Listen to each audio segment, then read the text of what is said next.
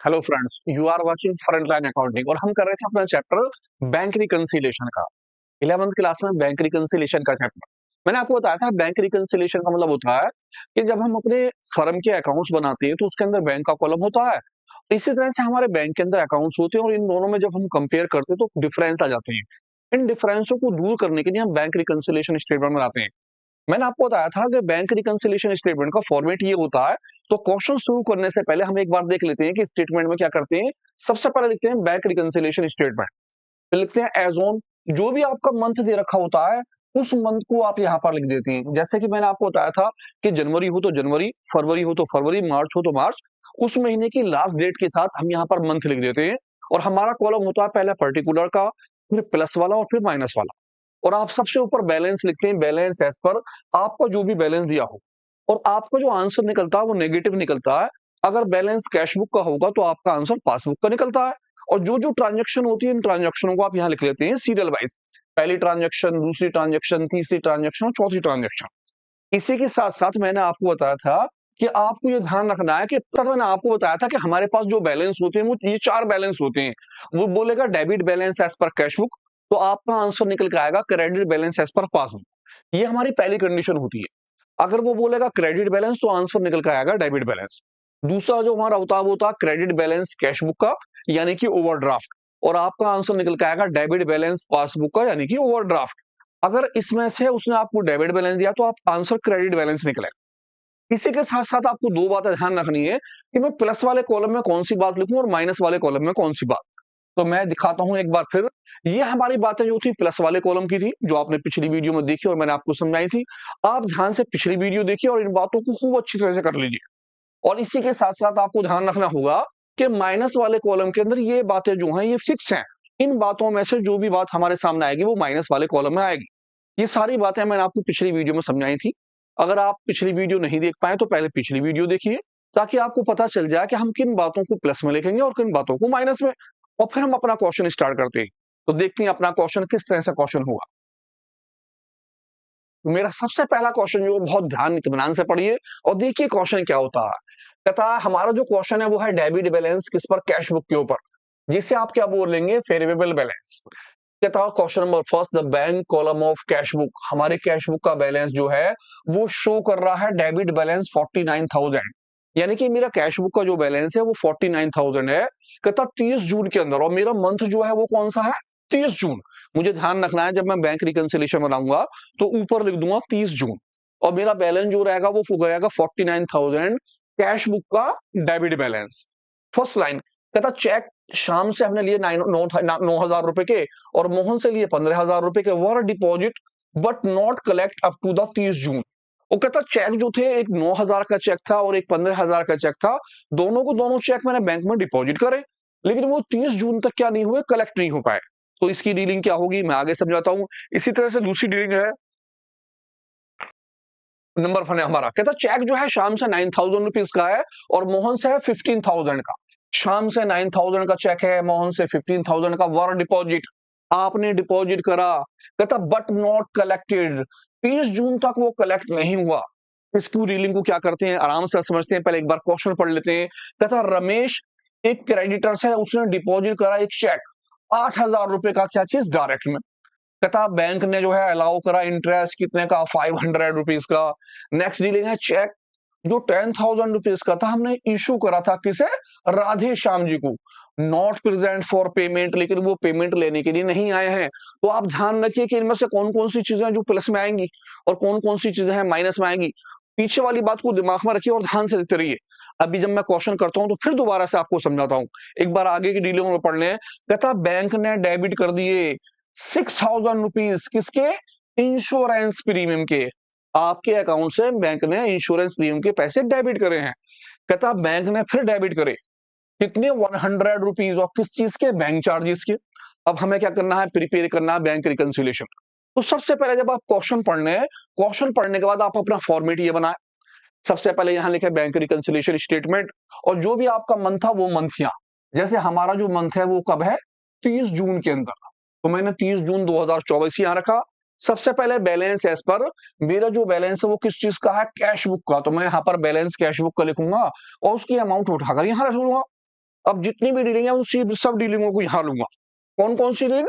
आपके पास ये डीलिंग है, dealing number 1, dealing number 2, dealing number 3, इन सभी डीलिंगों को उठाकर मैं यहाँ रख लूंगा पूरी की पूरी।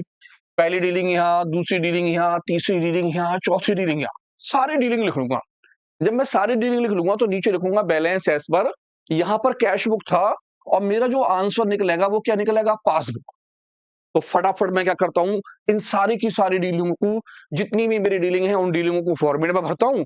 अब देखिए ध्यान से, मैंने लीजिए भर दिए हैं सारी डीलिंग। ऊपर लिखा bank reconciliation statement as on 30 June 2024।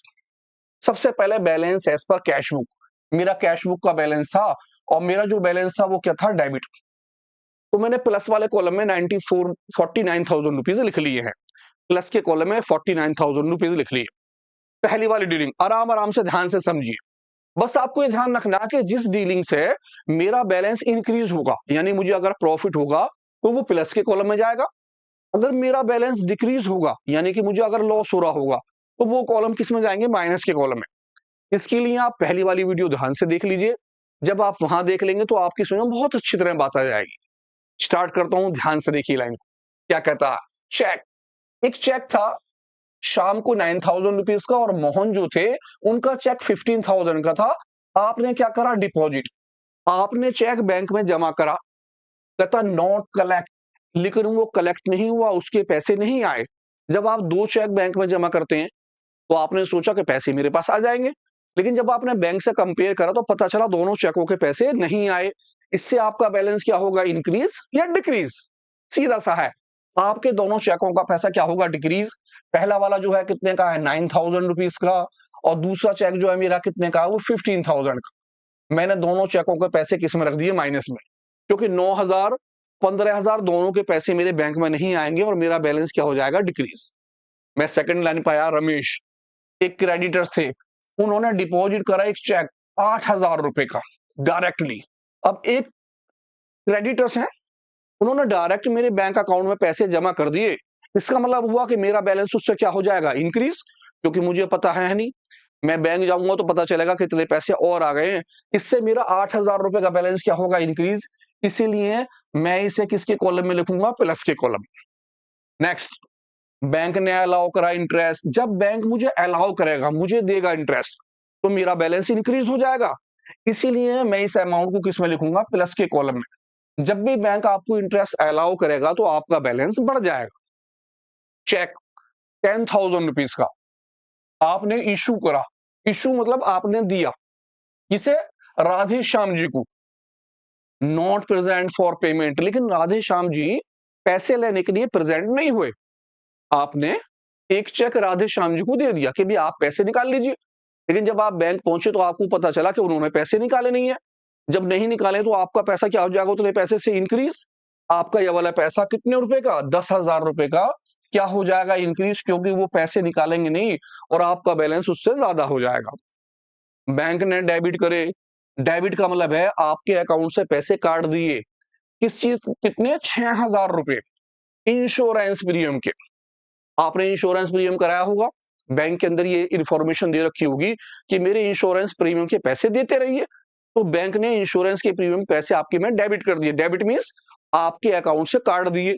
जब 6,000 रुपए आपके अकाउंट से काट देगा तो आपका बैलेंस क्या होगा? जी हाँ, डिक्रीज हो जाएगा। और ये 6,000 रुपए हम किसके कॉलम में लिख देंगे? माइनस के में।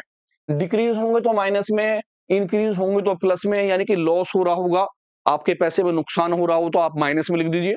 अगर आपके पैसे में प्रॉफिट है या इंक्रीजिंग हो रहा होगा तो आप उसे प्लस में लिख लेंगे। लास्ट डीलिंग, बैंक ने डेबिट करे, बैंक ने फिर काट दिए 100 रुपए। किस चीज के? बैंक चार्जेस के। बैंक चार्जेस, बैंक ने चार्जेस लिए आपसे और 100 रुपए आपके अकाउंट में से डेबिट कर दिए। डेबिट मीन्स काट लिए, तो आपका बैलेंस क्या होगा? फिर डिक्रीज हो जाएगा। आप 100 रुपयों को यहां उठाकर रख देंगे, बस खत्म बात। अब ये देखेंगे, जब सारी चीजें हो जाएंगी तो आपका जो आंसर था वो था balance as per cash book. अब आपका जो आंसर यहां निकल कर आएगा उसे बोलेंगे बैलेंस एज पर क्या चीज? पासबुक। आप सबसे पहले जो है इसे बंद कर देंगे और दोनों साइडों में देखेंगे कौन सा टोटल आपका ज्यादा है। जो टोटल ज्यादा होगा उस टोटल को नीचे कर लेंगे। जैसे 49,000, 8,500 और 10,000, इन सभी का टोटल नीचे कर लिया जाएगा। इसी टोटल को अपोजिट साइड लिखेंगे और ऊपर के सारे पैसे क्या कर देंगे उसमें से माइनस। तो मैं टोटल करता हूं, ध्यान से देखिए। 8,000 प्लस करे 10,500, ये मेरा हो गया जी 50, 59, 59 और 60, 67, 67,000, ये हो गया मेरा 67,500। आप इसी बैलेंस को अपोजिट साइड लिख देंगे 67,500, और जो आपका ऊपर वाला टोटल है वो इसमें से क्या कर देंगे माइनस। तो मेरा 15,000 और 9,000 और 6,000, ये हो गया जी 15, 15 और 10, 25, 25, 5, 30, 30, 30,100। तो मैं क्या करूंगा 67,500 से अपना ये वाला बैलेंस, कौन सा बैलेंस, मेरा जो 30,100 है, इसे कर दूंगा मैं माइनस। मैंने माइनस करा, मेरा आंसर निकल के आया 400, 7 और 3, ये निकल के आया मेरा 3, 7 और 400, ये मेरा आंसर कहलाएगा। क्या कहूंगा मैं इसमें आंसर को, बैलेंस एज पर पासबुक। आप क्या करेंगे, दोनों साइडों में ये देखेंगे किसका मेरा टोटल ज्यादा है, जिसका टोटल ज्यादा होगा उस टोटल को आप नीचे रख लेंगे, इसी टोटल को आप अपोजिट साइड रखेंगे, और ऊपर की जितनी भी रीडिंग थी सभी रीडिंग को इसमें से क्या कर देंगे माइनस। माइनस करने का जो आपका आंसर निकलेगा वो आपका आंसर निकलेगा बस। तो ध्यान से क्वेश्चन और देखिए और फिर समझिए, पहली वीडियो गौर से देखिए। सेकंड क्वेश्चन में क्या कहता है, कहता द कैश बुक, आपकी जो कैश बुक है वो शो कर रही है बैलेंस कितने का, 12,500 रुपए का, यानी कि balance as per cash book है 12,500 रुपए का। और आपको क्या करना, कंपेयर करना पासबुक से। सबसे पहली डीलिंग है, कहता चेक इशू, आपने चेक इशू करा but not present for payment, लेकिन वो चेक पेमेंट के लिए नहीं आया। आपने चेक दे तो दिया लेकिन वो पैसे लेने नहीं आया। इसका मतलब क्या हुआ कि आपका बैलेंस क्या हो गया, इंक्रीज हो गया। ध्यान से आप देखिएगा, 6,000 से चेक डिपॉजिट, आपने चेक डिपॉजिट करा, किसके अंदर करा, बैंक के अंदर, नॉट कलेक्ट, लेकिन उसकी पेमेंट नहीं आई। आपने चेक बैंक में जमा तो कर दिया लेकिन पैसे नहीं आए, तो आपका बैलेंस क्या हो गया, डिक्रीज। बैंक ने पेड करा इंश्योरेंस प्रीमियम, जब आपके अकाउंट से पैसे बैंक पे करेगा तो आपका बैलेंस क्या हो जाएगा, डिक्रीज।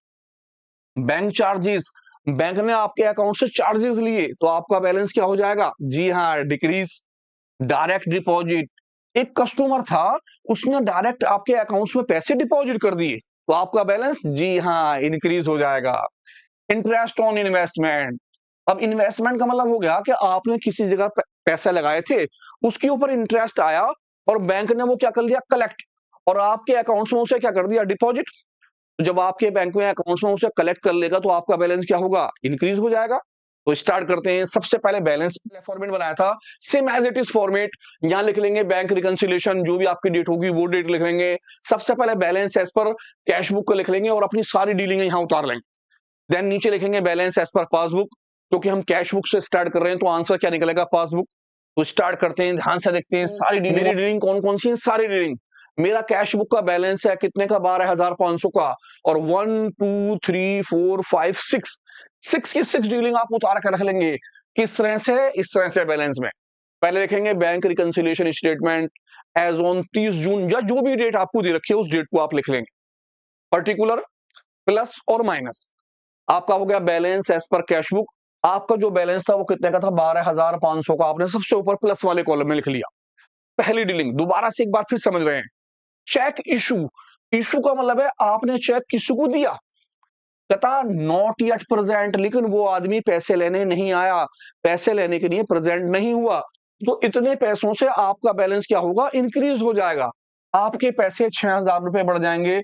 आपने 6,000 रुपए किस में लिख दिए, प्लस वाले कॉलम में। चेक डिपॉजिट, आपने चेक डिपॉजिट करा बट नॉट कलेक्ट, लेकिन उसके पैसे कलेक्ट नहीं हुए, आपके अकाउंट्स में वो पैसा नहीं आया। जब नहीं आया तो आपका बैलेंस क्या हो जाएगा, डिक्रीज, क्योंकि उतने पैसे नहीं आ पाएंगे।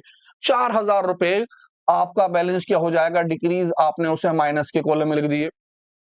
बैंक ने पेड करे, जब बैंक पेड करेगा आपके अकाउंट से प्रीमियम का पैसा, तो आपका बैलेंस क्या हो जाएगा, डिक्रीज। 9,000 रुपए हम किस में लिख देंगे, माइनस के कॉलम में। मेरा बैलेंस इतने से क्या हो जाएगा, कम।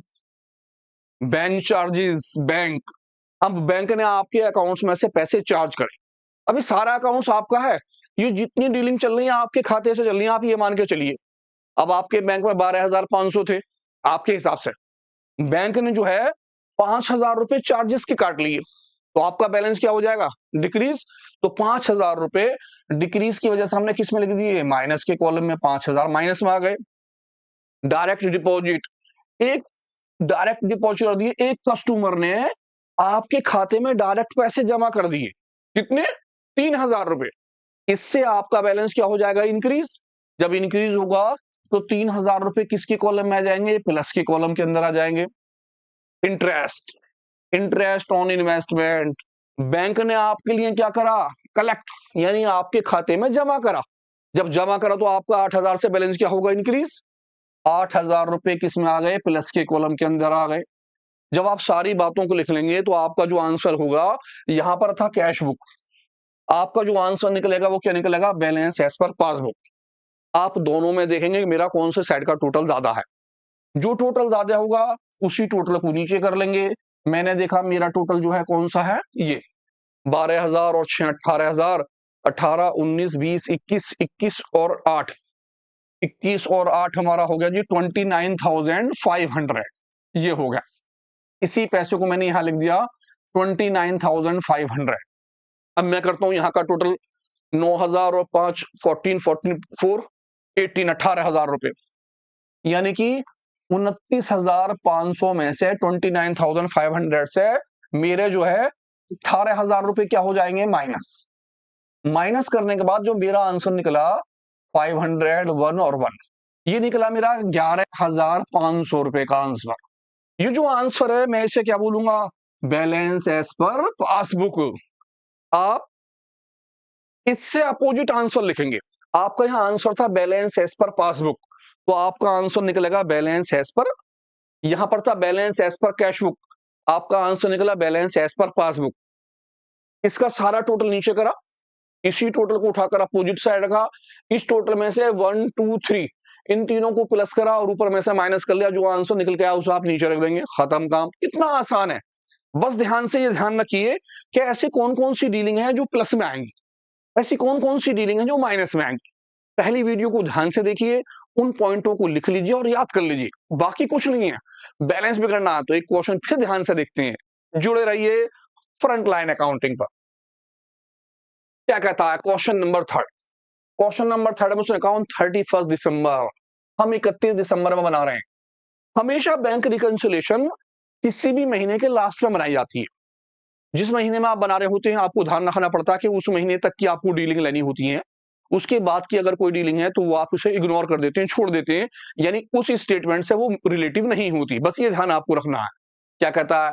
कहता हूं 31 दिसंबर 2024 कैश बुक जो थी रमेश भाई साहब की कैश बुक थी और उसका डेबिट बैलेंस था कितने का? 75,000 का। तो मैंने लिखा balance as per cash book या debit balance as per cash book 75,000 format में सबसे ऊपर आएगा। क्या कहता है? वेल द कंपेयर पासबुक, जब मैंने पासबुक से कंपेयर करा तो फॉलोइंग फैक्ट, कौन कौन से फैक्ट डिस्कवर हुए? नंबर 1, 30 दिसंबर के अंदर 2 चेक, मेरे 2 चेक थे, एक था 5,000 रुपए का और एक था 7,000 रुपए का। डिपॉजिट, मैंने डिपॉजिट करे किसमें? बैंक में है, but not realise till the date, लेकिन अभी तक वो पैसे नहीं आए हैं। 2 चेक 30 दिसंबर में 5,000 रुपए का और 7,000 रुपए का मैंने बैंक में डिपॉजिट करे, मैंने बैंक में डिपॉजिट कर दिए, लेकिन उसके पैसे अभी तक नहीं आए हैं। क्या हो गया? मुझे नुकसान, मेरा बैलेंस डिक्रीज हो गया। कहां लिखूंगा? माइनस में। आगे पढ़ता हूं। क्या कहता हूं 28 दिसंबर 3 चेक, फिर 3 चेक है मेरे, कितने कितने का? 6,000 रुपए का, 8,000 रुपए का और 12,000 रुपए का। इशू, मैंने क्या करे? इशू, मैंने 3 चेक किसी को दिए। इशू मतलब होता है देना, आपने किसी के फेवर में उसे दिया। कहता नन ऑफ दीज, इनमें से कोई सा भी प्रेजेंट नहीं हुआ। किसके लिए? पेमेंट के लिए। अब आपने 3 चेक जो है 3 पार्टनर्स को या किसी को दे दिए, लेकिन उनमें से कोई भी आदमी पैसे लेने के लिए नहीं आया। जब नहीं आया तो आपका बैलेंस क्या हो जाएगा? उससे इंक्रीज, क्योंकि आपके बैंक में पैसा एज इट इज रहेगा। तो आप कहां लिखेंगे? प्लस के कॉलम में। Next, on 31 December the bank credit, credit का मतलब होता है आपके खाते में पैसे प्लस कर दिए। 1250 किस चीज के? इंटरेस्ट के। अब बैंक ने आपको क्या दे दिया? इंटरेस्ट। जब इंटरेस्ट देगा, क्रेडिट का मतलब होता है आपको देना, आपको इंटरेस्ट दिया, जब आप कूद गया तो आपका बैलेंस क्या हो जाएगा, increase. But not in record in the cash book, वो आपकी कैश बुक में रिकॉर्ड नहीं है, क्योंकि बैंक ने दिया होगा तो आपके पास तो रिकॉर्ड होगा ही नहीं। जब रिकॉर्ड नहीं है तो आपका बैलेंस बढ़ जाएगा। सिमिलरली कहता बैंक हैज चार्ज, बैंक ने क्या करे, चार्ज करे, आपके अकाउंट में से पैसे काट लिए 150, नॉट रिकॉर्ड, जो आपके पास रिकॉर्ड ही नहीं है। अब आपके पास रिकॉर्ड नहीं है तो आपका बैलेंस क्या हो जाएगा, डिक्रीज। सही है। तो ध्यान से फटाफट हम पहले फॉर्मेट बनाते हैं, जैसे मैंने फॉर्मेट बनाया था, और फिर स्टार्ट करते हैं कौन सी डेट में, 31 दिसंबर के अंदर। पहले की तरह हम फॉर्मेट बना लेंगे। सबसे पहले लिखेंगे bank reconciliation statement as on 31। इस बार हमारा क्या था, 31 दिसंबर। आप यहां लिखेंगे 31 दिसंबर, पर्टिकुलर प्लस और माइनस। आप सबसे पहले लिखेंगे बैलेंस एज पर, किस चीज का बैलेंस था, कैश बुक का बैलेंस की सारी डीलिंग यहां लिखेंगे। किस तरह से डीलिंग लिखेंगे, अभी डीलिंग लिखते हैं, और लास्ट में आप लिखेंगे यहाँ पर क्या चीज, आंसर। और आपका आंसर क्या आएगा, मैंने बताया था जब ऊपर दे रखा हो कैश बुक, तो आपका नीचे क्या जाएगा, पासबुक। आप पासबुक का बैलेंस लिख देंगे। आपका ये वाला बैलेंस है डेबिट का, तो यहां पर किस चीज का बैलेंस कहलाएगा, फिर वो क्रेडिट का बैलेंस। तो स्टार्ट करते हैं, सारे फॉर्मेट में भरते हैं सारी चीजें। ध्यान से देखिए, मैंने लिखा bank reconciliation statement as on 31 December, 31 दिसंबर में मैं स्टेटमेंट बना रहा हूं, ये ध्यान रखिएगा। सबसे पहले मैंने लिखा balance as per cash book, और मेरा बैलेंस हो गया 75,000 का। अब सभी डीलिंगों को मैंने लिख लिया है। सबसे पहले फर्स्ट डीलिंग ऑन 30 दिसंबर, 30 दिसंबर के अंदर मेरे दो चेक थे। एक चेक 5,000 रुपए का था और एक चेक कितने का था, 7,000 का। डिपॉजिट इन बैंक, मैंने बैंक में जमा करे, बट नॉट रियलाइज्ड, अभी तक उसका कोई भी पैसा वसूल नहीं हुआ। टिल द डेट, अभी तक कोई भी पैसा वसूल नहीं हुआ। तो दोनों चेकों का मुझे क्या हो गया, नुकसान, यानी कि मेरा बैलेंस क्या हो जाएगा, डिक्रीज। कितने कितने का, 5,000 का और 7,000 का। तो मैंने दोनों बैलेंस लिख दिए, एक तो 5,000 का रुपए लिख दिए, और एक कितने के लिख दिए, 7,000 के। आप चाहें तो दोनों को प्लस कर लें, और 7 और 5 12, 12,000 एक साथ दिखा सकते हैं। आप चाहें तो दोनों को अलग अलग भी दिखा सकते हैं। Next dealing, dealing number second, कहता हूं 28 दिसंबर, 28 दिसंबर में तीन चेक। पहला चेक था 6,000 रुपए का, दूसरा चेक था 8,000 का, तीसरा था 12,000 का। आपने क्या करे, इशू, आपने किसी को दिए वो चेक। नन ऑफ दीज, उसमें से कोई सी भी चेक वर नॉट प्रेजेंट, कोई भी चेक प्रेजेंट नहीं हुआ। किसके लिए, पेमेंट के लिए। तीन चेक आपने दिए, तीनों में से किसी भी चेक वाले ने पैसे नहीं लिए। जब वो पैसे लेकर नहीं गए तो आपका बैलेंस क्या हो जाएगा, इंक्रीज। इस कंडीशन में हम तीनों चेकों को, कितने कितने वाले, 6,000, दूसरा कितने का, 8,000 रुपए का, और तीसरा बैलेंस कितने का, 12,000 का। इन तीनों को हम कहां लिख देंगे, प्लस में।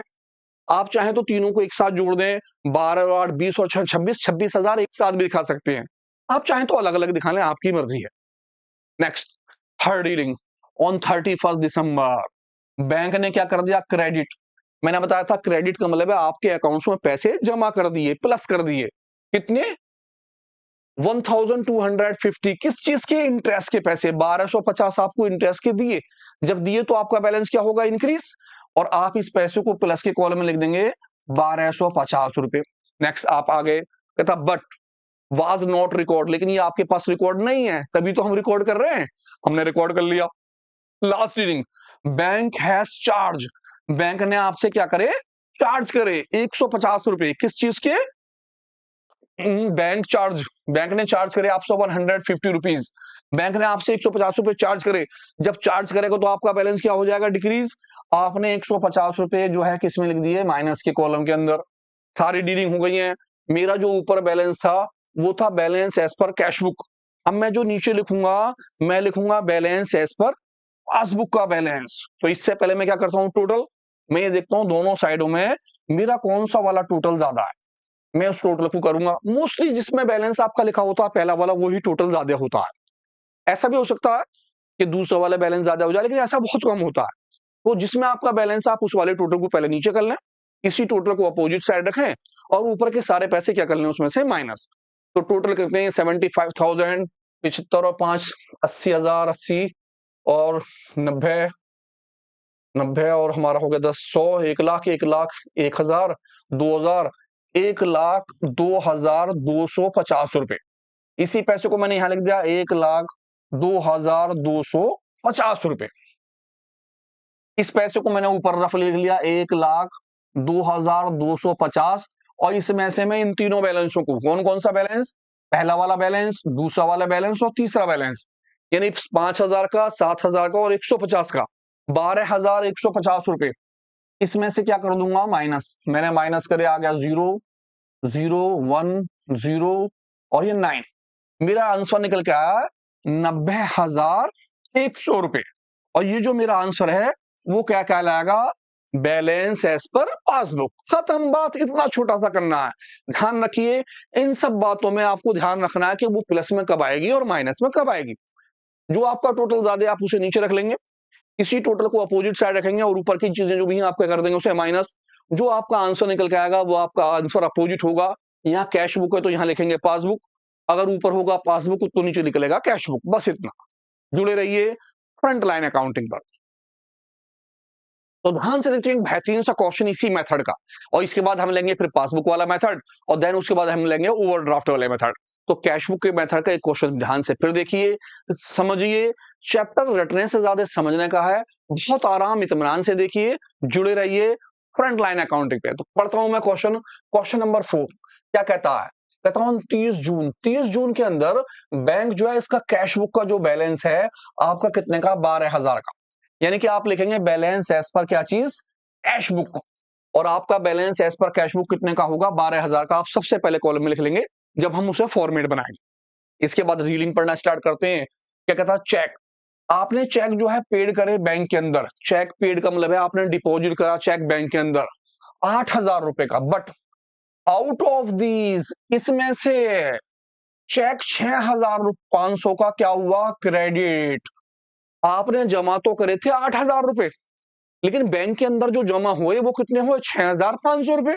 तो आपको क्या हुआ, जी हाँ, आपको नुकसान हो गया, आपका पैसा डिक्रीज हो गया। कितने का, दोनों का कंपेयर, 8,500 में से 6,500 तो आ गए। इसका मतलब है 1,500 का ना आपको नुकसान हो गया। तो 1,500 किस में लिख देंगे हम, डिक्रीज में लिख देंगे, माइनस वाले में।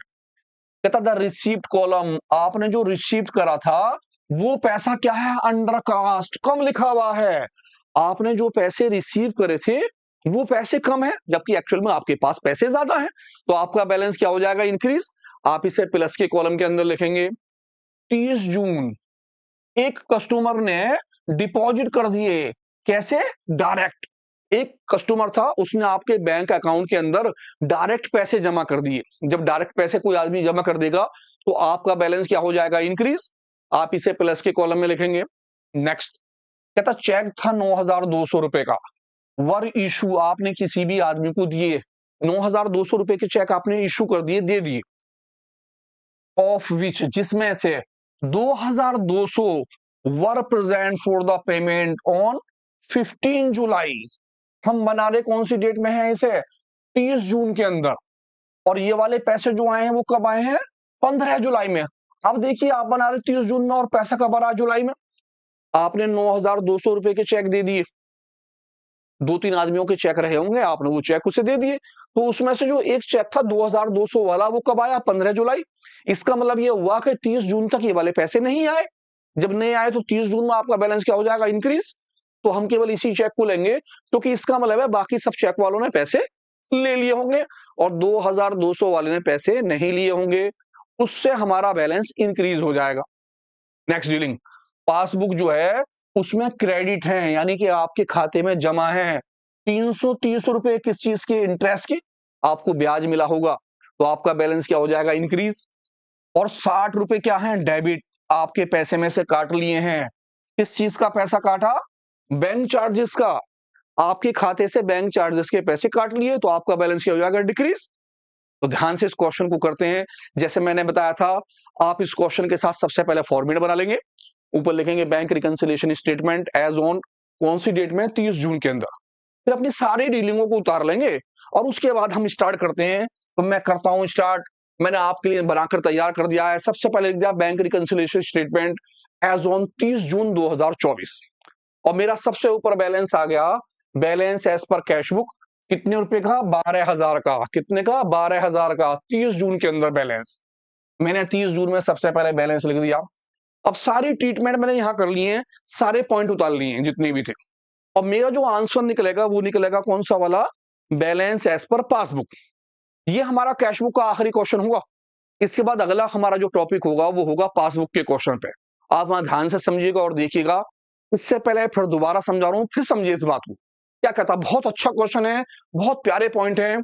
चेक मैंने पेड करा बैंक में, आपने चेक बैंक में पेड करा 8,000 का, आउट ऑफ दीज जिसमें से केवल 6,500 क्रेडिट, 6,500 आपके बैंक में क्या हुए, क्रेडिट हुए। इसका मतलब है इन दोनों का डिफरेंस 1,500 रुपए आपके अकाउंट्स में नहीं आए, और आपका क्या हो गया, बैलेंस डिक्रीज, 1,500 का बैलेंस डिक्रीज हो गया, आपने उसे माइनस में लिख लिए। द रिसीप्ट कॉलम, आपका जो रिसीप्ट का कॉलम था वो क्या हो रहा, कैश बुक का अंडरकास्ट, वो बैलेंस आपका क्या लिखा हुआ है, कम लिखा हुआ है। कितने रुपए से, 200 रुपए से।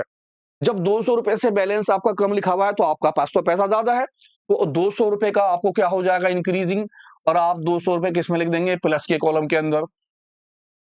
30 जून के अंदर एक कस्टमर ने डिपॉजिट कर दिए, और कैसे कर दिए, डायरेक्ट। एक आदमी ने आपके अकाउंट में सीधा पैसा जमा कर दिया 3,000 का। जब कोई डायरेक्ट डिपॉजिट कर देगा तो आपका बैलेंस क्या होगा, इंक्रीज। आपने 3,000 रुपए प्लस के कॉलम में लिख दिए साहब। चेक 9,200 रुपए के आपने क्या करे, इशू, ऑफ विच, जिसके अंदर से 2,200 रुपए प्रेजेंट फॉर पेमेंट जुलाई के अंदर। इसका मतलब है कि 2,200 वालों ने जुलाई में पैसे लिए तो जून में पैसे नहीं लिए। जून के अंदर आपका बैलेंस क्या हो जाएगा, इससे इंक्रीज। जब वो पैसे लेकर नहीं जाएगा तो आपका बैलेंस क्या होगा, इंक्रीज। बाकी ने तो पैसे ले लिए होंगे, इसी के पैसे हमारे पास बचे हुए हैं, इस पैसे को हम किस में लिख देंगे, प्लस में, क्योंकि इसने पैसे नहीं लिए। पासबुक ने शो करा क्रेडिट, क्रेडिट माने आपके खाते में प्लस कर दिए, आपको दे दिए। किस चीज के पैसे, 300 रुपए इंटरेस्ट के। जब 300 इंटरेस्ट के दिए तो 300 रुपए आपके खाते में क्या हो जाएंगे, प्लस। और आपसे डेबिट करे, डेबिट माने आपके अकाउंट में से काट लिए पैसे 60 रुपए, किस चीज के, बैंक चार्जेस के। तो 60 रुपए से आपका बैलेंस क्या हो जाएगा, डिक्रीज। जब आप ये भर दें तो दोनों साइडों में अपनी उस साइड का टोटल कर लें जो आपकी ज्यादा होगी। मैंने इस वाली साइड का टोटल अपना करा, 12,000 और 3 15,000, 15 16 17, 17,000, 3 और 2 5 और 2 7, 17,700 रुपए का मेरा बैलेंस यहां आया।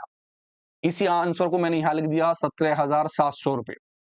और इन तीन दोनों का टोटल कौन सा, 1,500 रुपए और 60 रुपए, यानी कि 17,700 में से मैंने माइनस करे 15,060 रुपए, 1,560 रुपए माइनस करे मैंने। मेरा बैलेंस निकला 0, और 10 से 6 गया 4, 6 में से 5 गया 1, 7 से 1 गया 6 1। मेरा आंसर निकला 16,140 रुपए। ये मेरा बैलेंस क्या कहलाएगा, बैलेंस एज पर पासबुक। आपका पहला मेथड खत्म हुआ। ध्यान से देखिए, कोई बड़ी बात नहीं है, बहुत इजी है। आपको बस ये ध्यान रखना है कि मैं जो डीलिंग कर रहा हूं उस डीलिंग से मेरा बैंक का बैलेंस इंक्रीज होगा या डिक्रीज। अगर इंक्रीज होगा तो मैं उसे प्लस के कॉलम में लिखूंगा, डिक्रीज होगा तो माइनस के कॉलम में। ये क्वेश्चन बहुत अच्छा था, आप इसके पॉइंटों को ध्यान से देखिए। नेक्स्ट वीडियो में मिलते हैं आपके साथ, पासबुक के मेथड के साथ जुड़े रहिए फ्रंट लाइन अकाउंटिंग पर।